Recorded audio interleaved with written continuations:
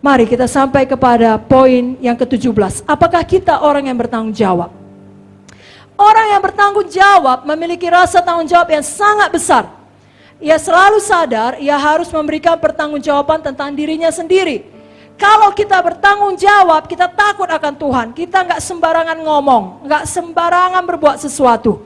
Saudara mengerti, hidup saudara meninggalkan kesan atas orang-orang di sekitar saudara, yang akan mempengaruhi mereka untuk kekekalan. Seorang yang bertanggung jawab dapat dipercaya bukan hanya di gereja, tapi juga di rumah. Kalau dia masih bekerja di tempat pekerjaannya, janji-janjinya dapat dipercaya. Matius 5:37, ya katakan ya, tidak katakan tidak, lebih daripada itu berasal daripada si jahat. Kalau dia membuat komitmen, dia jalani dengan setia, berpegang pada sumpah walaupun rugi. Tapi orang yang tidak bertanggung jawab selalu punya alasan. Dia akan berkata, bukan tugasku itu, bukan tanggung jawabku itu, aku tidak mau menanggung hal ini.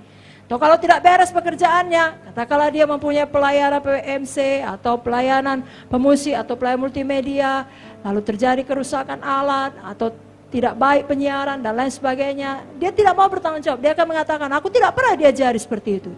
Tidak ada yang mengatakan aku harus menyiapkan mic sebelum menyanyi. Tidak ada yang mengatakan aku harus memeriksanya, memastikannya. Dia tidak mau bertanggung jawab. Dia akan mengatakan, aku tidak suka ini, aku keluar. Tekanan ku alami terlalu besar dalam pelayanan, aku tinggalkan. Aku akan tetap melayani juga dalam porsi yang aku mau. Tidak lagi sebagai full timer, sebagai jemaat biasa. Dan lain sebagainya, itu tidak bertanggung jawab. Kain melepaskan dirinya dari tanggung jawab pada waktu Tuhan menanyakan, di mana adikmu? Lancar kali mulutnya menjawab, aku bukan penjaga adikku. Saudaraku, kita tidak mau seperti Kain. Kain sampai akhir hidupnya tinggal di tanah Nod. Itu diartikan pengembara. Tidak pernah tenang, saudaraku. Pilatus juga demikian. Pilatus menganggap ia dapat melepaskan dirinya dari dosa menumpahkan darah orang tak bersalah dengan jalan cuci tangan. Enak kali ya. Dalam Matius 27 ayat 24, ketika Pilatus melihat segala usaha akan sia-sia, malah sudah timbul kekacauan, diambilnya air dan membasuh tangannya di hadapan orang baik dan berkata, aku tidak bersalah terhadap darah orang ini, itu urusan kamu sendiri. Tapi sesungguhnya Pilatus memiliki kuasa untuk melepaskan atau menghukum. Karena itu Tuhan menganggapnya bertanggung jawab. Dalam Yohanes 19 ayat 10 dikatakan, kata Pilatus kepadanya, tidakkah kau mau bicara dengan aku? Tidakkah kau tahu aku berkuasa membebaskan engkau? Aku juga berkuasa menyalibkan engkau.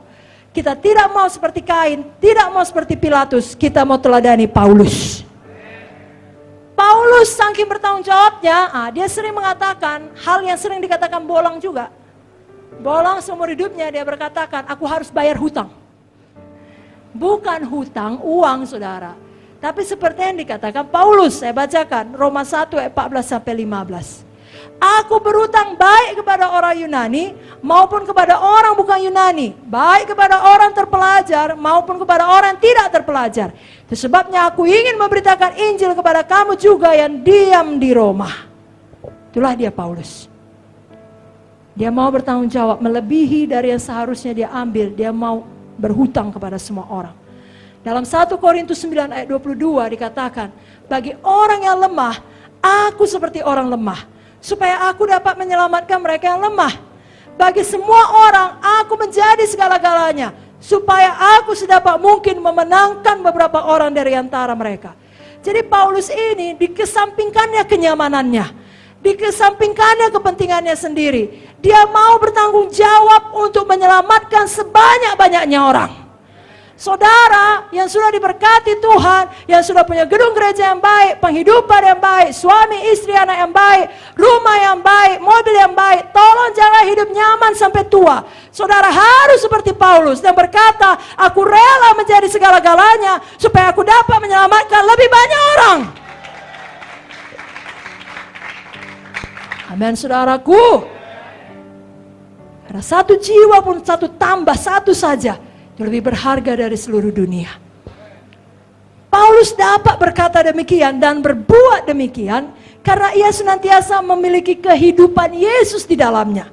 Kemanapun dia pergi dia bawa Zoe di dalamnya. Saya bacakan 2 Korintus 4 ayat 10-11. Kami senantiasa membawa kematian Yesus dalam tubuh kami, supaya kehidupan Yesus juga menjadi nyata dalam tubuh kami.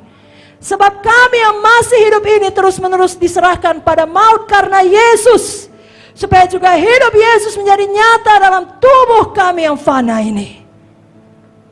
Mari kita seperti Paulus, tidak pernah mengundurkan diri, tapi kita, ya kalau Bolang bilang, sorong diri. Kita sorong diri untuk bertanggung jawab, untuk menyelamatkan lebih banyak jiwa. Pulang kita dari summit, kita jauh lebih berapi-api. Zoe menguasai saudara. Dalam nama Yesus. Amin.